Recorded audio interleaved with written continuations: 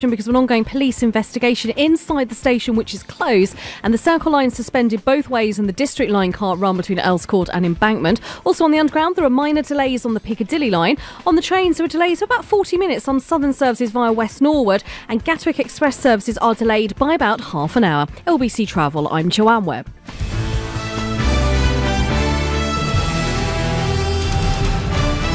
This is LBC from Global, leading Britain's conversation with Nick Ferrari at breakfast. Yeah, good morning to you. 4 minutes after 9 on Friday, May the 11th. Coming up, your opportunity to put your calls to the boss of RBS.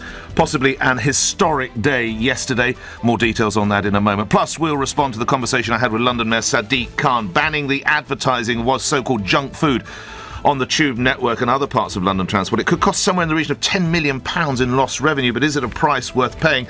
And because so many of you got involved, we will return talking about price worth paying. £50 million found to increase expansion of grammar schools. We'll come back to that later in the hour. Nick Ferrari at breakfast.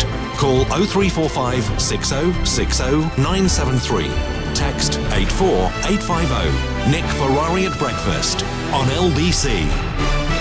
I mentioned a significant day yesterday for RBS. I remind you that you and I are the major owners of the Royal Bank of Scotland after the bailout.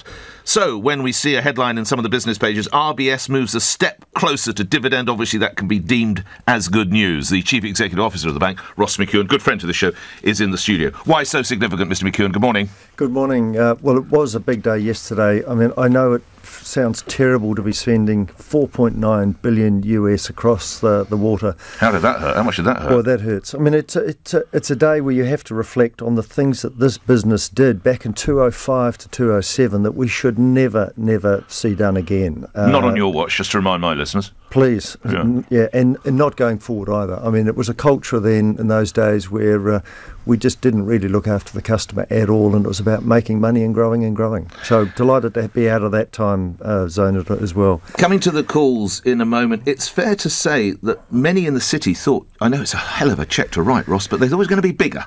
Yeah, look, there was a massive range because there was just sheer uncertainty about how big the fine would be. It was good to get it away yesterday, and I'm sorry we had to do that, but it does allow, I think, the government to start selling the shares when they're ready to do so, and also we'll have a conversation with the regulator about when can we start paying a dividend, which has to be good also for the 70% government owner. I've got to ask you the timeline on that. You've just said when, and I'm going to say when. When will you be doing that?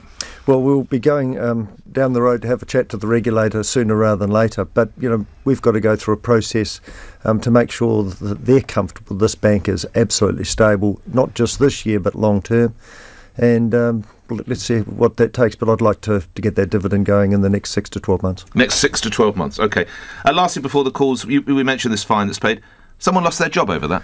Well, it was back in 2005 to 2007. Those people are no longer with us, haven't been with us for probably 10 plus years now. So anyone responsible is out? They've gone, absolutely. We closed this business down to, Nick, 4 years ago. So, you know, this is not a business I wanted to be part of, and you can see why. To the calls, David is in Wickford. You're through to Ross McEwan. David, go ahead. Morning to you. Hi, David. Good morning. Can you hear me? Yes, very well, David. Go ahead. Your question, if you would, sir. Can you explain the closure of the branches? I realise it's to reduce the fixed overhead cost that the bank may have. But to me, there's a social obligation that the banks is quite unique to the banks, and that's in the case of people trying to access their cash. Now, if you're trying to travel to another town via bus or whatever it is you travel, you're incurring a cost, and the branch is saving on its cost by its closure. So, in fact, you're transferring the cost, more cost, to a pensioner or whatever it is to access those branches. So can you explain to me why the branches are being closed in such a rapid fashion?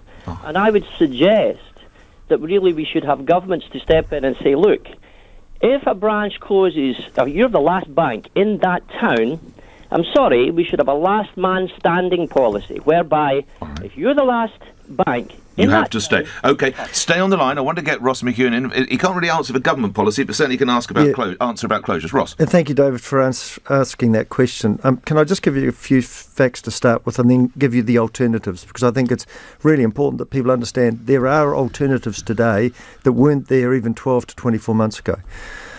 Branch usage is down about 45% over the last 4 years. I mean, that is huge. People are more and more going online or using their mobile phone. And we have to accept that that is changing and we have to move with the customer. Now, for those people who do want to go into a branch or want to have a face-to-face, we have now more mobile vans getting around the countryside. We've connected with the post office, and there are thousands and thousands of post offices around the UK where you can go and put your money in, take your money out safely with the post office. We also have community bankers that connect with those people who are a bit more vulnerable, who need to be talking to somebody. So this is around how customers are changing. Can I pick up on your point on the last branch in town? I stopped that policy inside the bank. I'll tell you why. Because then what you do is, as you're the second last branch, you close out because you don't want to be stuck there. And I think that's a really, really bad policy to have the last bank. You need to make sure there are services for your customers that if they're in the town, they can go to the post office or they can catch up with the mobile van or see one of our community bankers. I understand the issue, though. I do understand the issue. I started life in banking running branch networks, but boy, it's changed in the last 5 to 6 years. David, a quick response before we go to the next caller. Well, I just think the banks are manipulating the situation. They're offering websites as a cheap alternative, and certainly that will appeal to the younger generation and the people that like to access PC screens. But there is not in a million. And the other problem I have with it is the reduced accessibility to cash. Right. Because if we have the next financial crisis, if you remember the Northern Rock, there were queues for miles to try and get the money out via cash. Now, what do you do to reduce the possibility of a banking crisis? Very easy. You just close the branches and people can't get access to their cash. Just get Ross in on that. Yeah, look, we could spend hours on this, and I think this is a really good topic to be having a conversation about. Let's talk about cash on its own. Cash usage in the UK is down about 10% in the last year. Cheques down 17% in the last year. When did you last write a cheque? You personally? Me, I can't recall, Nick. Really? No, seriously, I can't. And it annoys me to have to write one. Do you still maintain a chequebook, or do you not even bother with one? I'm sorry, I don't even know where I could find my chequebook. It's either up in the cupboard at home. My PA might have it. Yeah. But well, if you want to send it to me, I'm... But no, this is the reality of what's happening. Cheques are down 17% in 1 year. Now, that has been a constant 14-odd%. You recognise some customers, though, like to maintain a cheque on their spending through their chequebook. I do agree. No, and that's why it's really important that we've connected with the post office. They're becoming the centre of money in and out. You say that, Mr. McEwan, but I think it was you who said that some of your managers are escorting customers to post offices. Is that the look we want for the Royal Bank of Scotland? I'm here to put in my money. Oh, let me take you to the post office, madam? No, but one of the interesting is, I did go wander out to one of these community post offices, and I've got to tell you, the postmaster was delighted to see me, because remembering we're paying them to do the job for us. Yes. But if I'm a customer, why have I got to be taken to the post office to pay my check-in or whatever else it might be? But if you want to put money in, money out, cash in, money in, check in, post office will do that for you. Where we are not there, and where there is no branch in town in these small communities. Lastly, my listeners, before we move on, my listeners will be confused because the profits are up, which is fantastic, more than trebled in the first 3 months of 2018. First quarter profit £792 million compared to £259 million. So you and your colleagues are working flat out. Well done. But at the same time, you're cutting branches and cutting jobs. So money's up, jobs gone. How does that work out? Well, first of all, we dealt with the branch piece because the use of the branches is well down. And we will retain one of the largest branch networks in the UK. You have my commitment on that. How many will go totally? Well, we're in the last month we've announced about 160 going because... Is that it? No. Any more to come? I'll give you those. Okay, go on. That was to do with the Williams England outlets that we were going to be changing. That group had not been looked at for 10 years, and you can now, if you're a Royal Bank of Scotland in England or Wales or in Scotland, you can go across the road to the NatWest branch and we'll transact for you. We can do that now, and vice versa. That did not Well, it was not able to happen even 12 months ago. Right. So most of these branches, these 160, across the road from each other or around the corner. Right. 110 of them around the corner. Right. Or some of them sit next to each other. So the go on RBS goes, the NatWest survives in England. Am I getting that broadly right? We will have some Royal Bank of Scotland in England, but not as many as we've got today. Okay. And that's the big change. And that's closures over or more possibly down the line? We're waiting to see. We have to move 120,000 SME customers across to another bank as part of a European edict. This dates back 8 years ago when the bank was bailed out. That hopefully will be finished in the next 12 months, and we'll have a very stable network at that point in time. So there could be more closures? Yeah, I think there could be in England and Wales, not in Scotland. Right. What level of closures? I don't know at this point. We'll have to wait till the end of the year to see what actual footfall disappears when we move these customers out. And that will be determined by the transferring of these 120,000 SMEs? Yes, it will. All righty. Thank you. Angela in Southampton, you're through to Ross McEwan. Go ahead, Angela. Hi, Angela. Hello, Ross. Hello, Nick. Thanks for allowing me to have a voice on the show. Go ahead. I'm an ex-employee of NatWest Bank, and I worked for the bank for 10 years. I've spent a further 10 years pursuing the bank for redress. I'm a bank whistleblower. My question to Ross is, why is the bank willing to celebrate its profits and completely ignore those customers and those staff that have suffered at its hands? In particular, I'm talking about GRG customers and whistleblowers. Just remind Ross McEwan, if you were the GRG reference that was Angela made. That, yeah. Angela, that's GRG is Global Restructuring Group. This was our unit that between 2008 and 2013, after the global financial crisis, was there to actually look after customers who got businesses were in difficulty, or to actually try and get the bank's money back. And there've been major complaints about this. We did not get how we handled customers well. We didn't do it well throughout that period of time. We have set up a complaints process that we've got numbers of the customers going through at the moment, and that process is set up with an ex-High Court judge sitting on top of that to make sure it's done absolutely properly. So, Angela, if there's any issues there, please, if you've got a case, put it through the complaints process, which is looked after by a third-party independent person, and they also look after all of the appeals that go through there.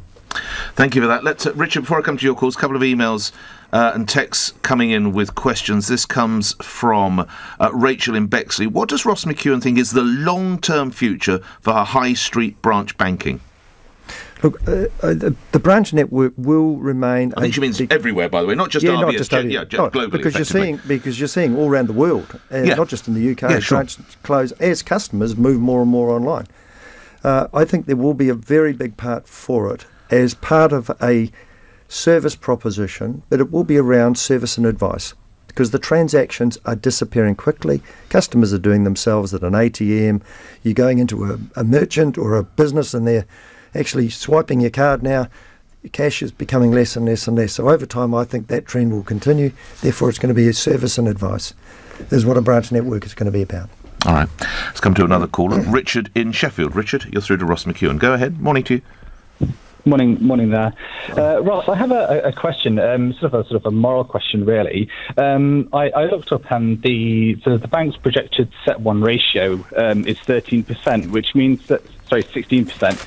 So if I want a mortgage for £200,000 and put in a deposit of 10%, the bank essentially only has £23,000 on hand. The rest of it basically creates out of nothing.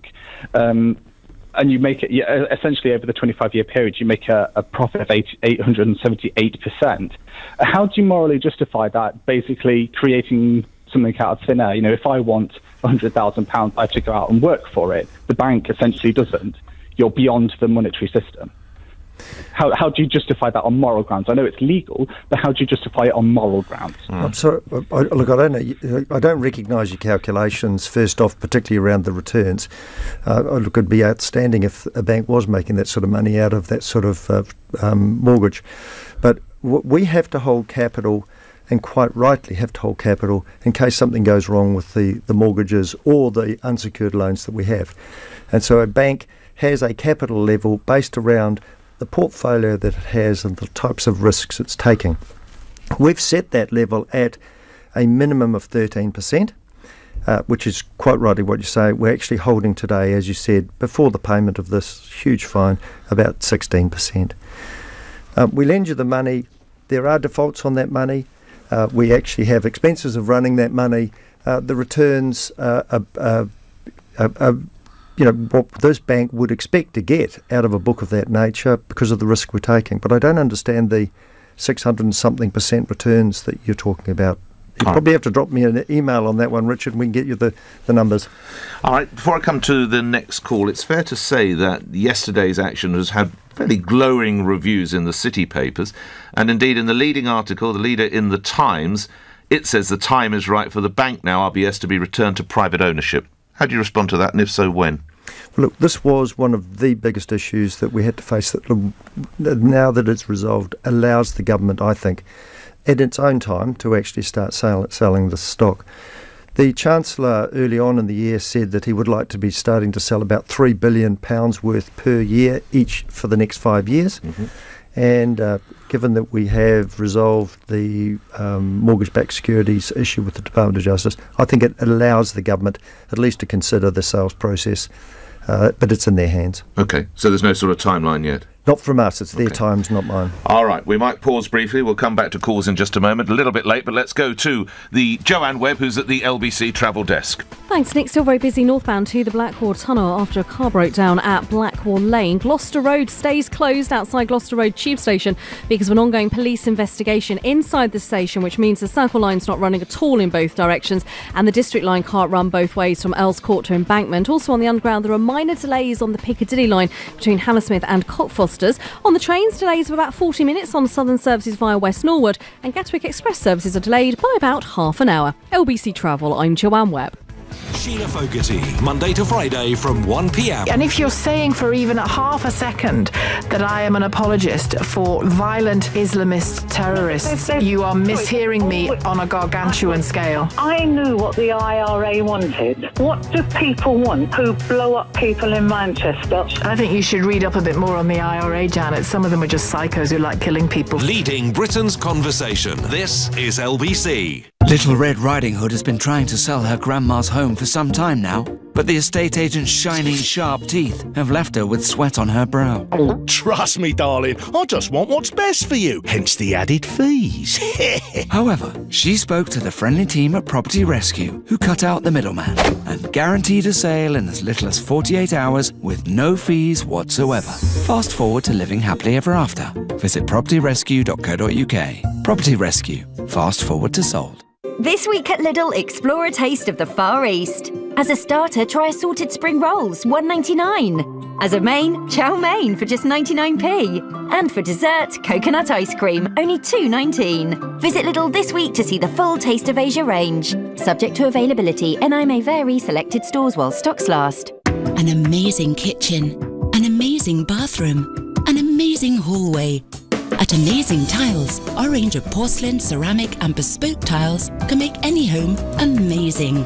Right now, buy 5 metres or more of plain tiles and get a third off the retail price. Visit our showroom and warehouse at Park Royal Road, London, or call 0208 83 84 900. Make your home amazing at amazingtiles.com.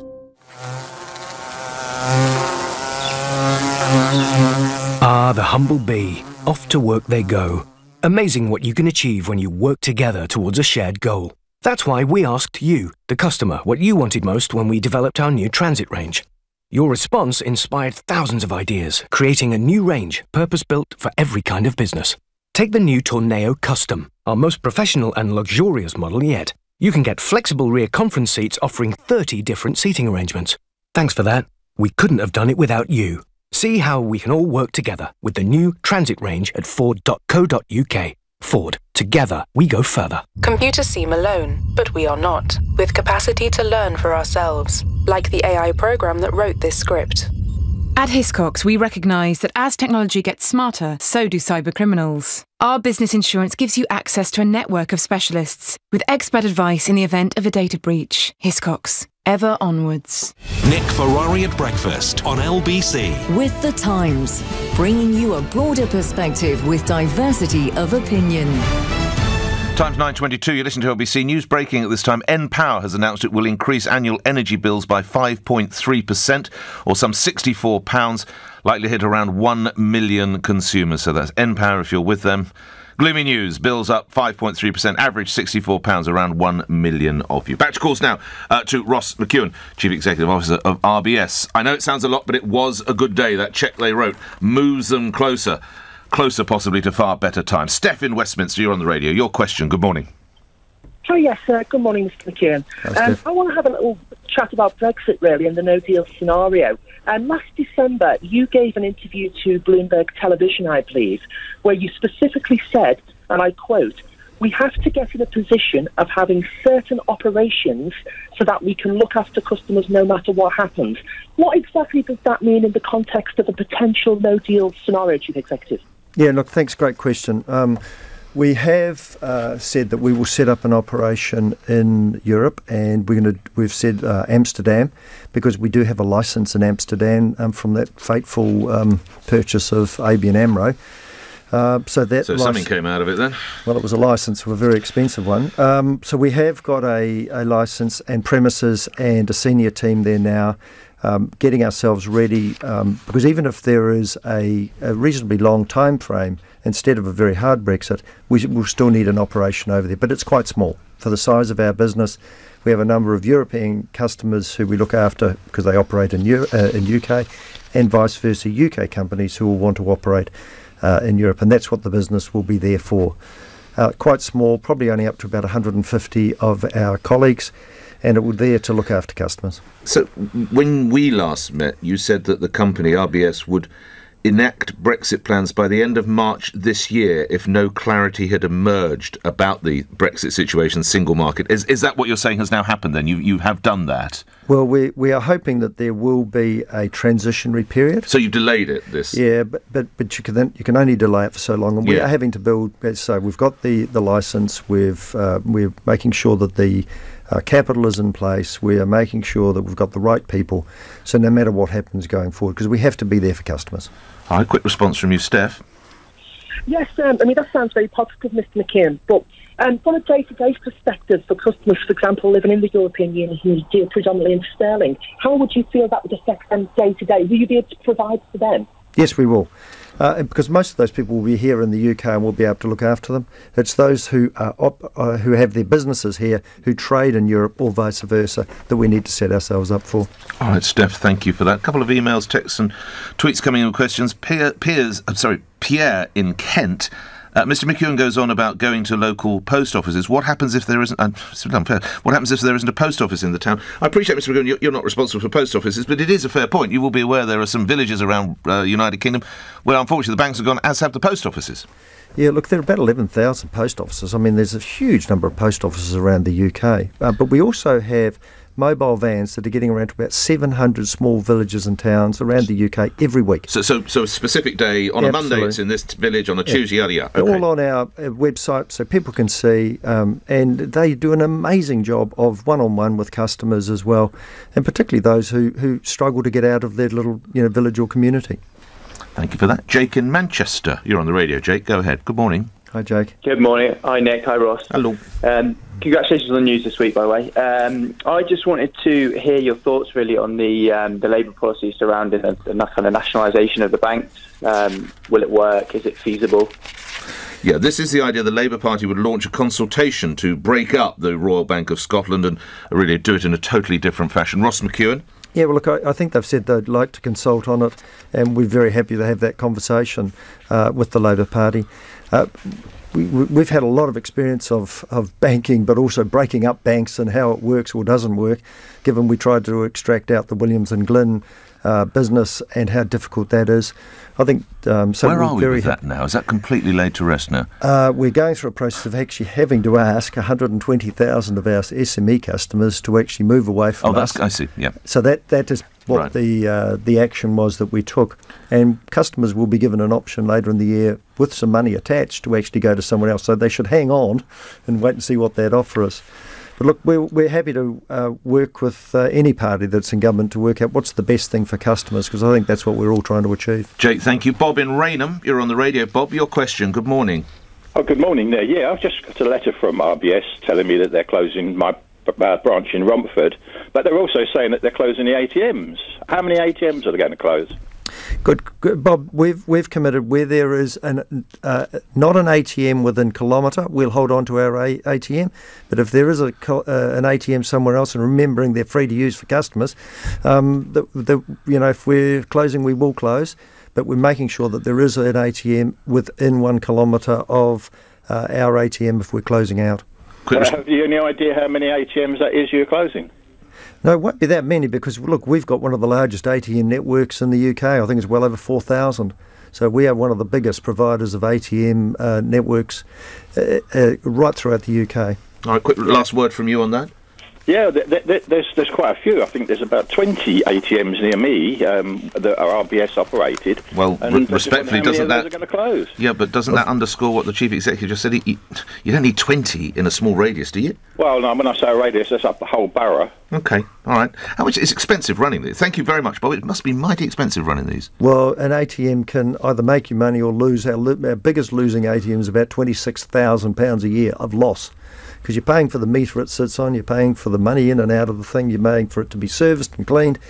Is it a cost per transaction? Every time I go to what I call a hole in the wall, how much roughly is it costing you? It's actually costing, if you go to somebody else's ATM and you're a Royal Bank of Scotland or a NatWest customer, and you go to, say, a Barclays, yeah, there you go. It'll cost me about 50p every time you do a transaction. Right, and you do vice versa for a Lloyd's going through one of yours. Okay. Yes.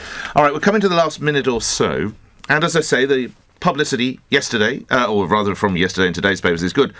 But here's a headline that troubles me, Mr. McEwan. RBS faces hunt for new leader as McEwan approaches, quotes, job done. Ross McEwan, the 60-year-old steely-eyed New Zealander at the helm of state-controlled lender RBS, has always been clear top priorities of the bank. When asked what job done might be, he says he could be ready to go.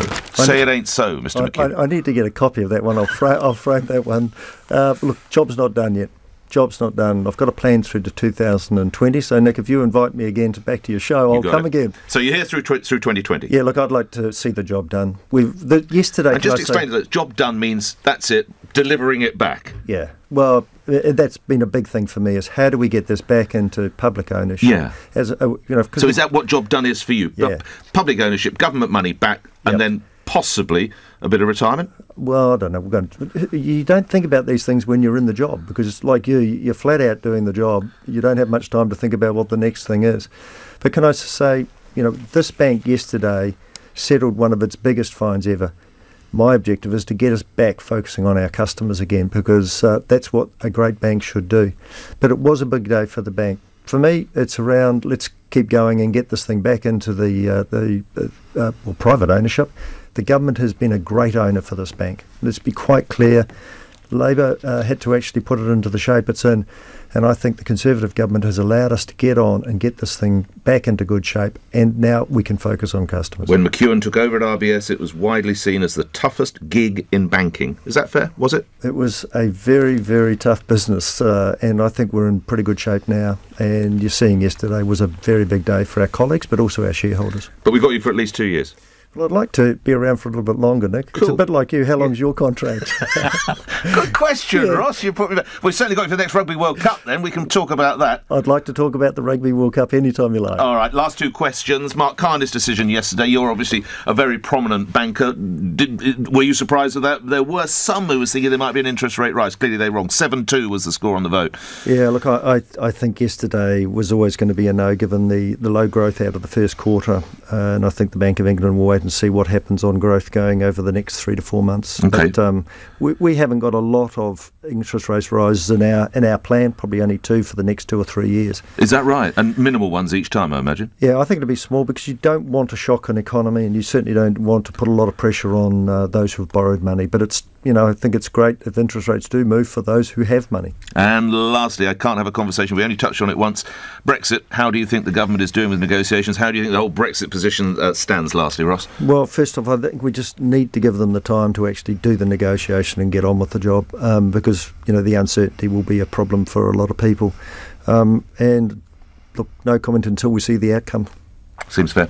Well done for yesterday. Well done to the men and women working with you whose Still a challenging job, but certainly you're on the right track. You're out of the foothills. You're making progress up the mountain. Thanks very much. Thanks Good for to see you. having Come me, and see us again. Chief Executive Officer of the RBS Royal Bank of Scotland, Ross McEwan, appearing here on LBC, where news is next. School leaders have criticised controversial plans to give grammar schools £50 million to expand. Ministers say an increase in selective places in England will give parents more choice. Around 1 million people are going to be affected by a rise in N-Power bills. Typical dual-fuel